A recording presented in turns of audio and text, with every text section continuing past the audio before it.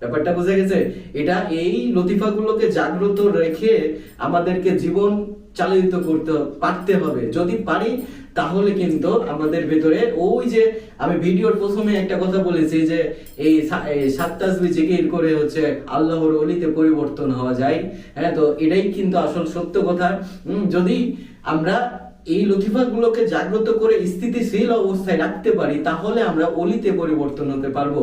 কিন্তু এমনটি নয় যে আমরা এই জাগ্রত হয়ে গেল আমি অলিতে পরিবর্তন হয়ে গেলাম, এমনটি নয় কিন্তু। হ্যাঁ, আমরা জাগ্রত হলো এবং ওগুলোর যে শক্তির ক্ষমতা, এগুলোর ধারণ ক্ষমতা আমাদেরকে থাকতে হবে। তো এই যে একটা বললাম হচ্ছে নফস লতিফা, তো এইরকম হচ্ছে কলব লতিফা এবং হচ্ছে রুহুল লতিফা, এই রুহুল লতিফা, কলব লতিফা, সেইর লতিফা, তারপরে হচ্ছে খফি লতিফা, আকফা লতিফা, প্রতিটা লতিফার কিন্তু এক একটা হচ্ছে ক্রিয়া আছে। এক একটা কিন্তু ক্রিয়া আছে।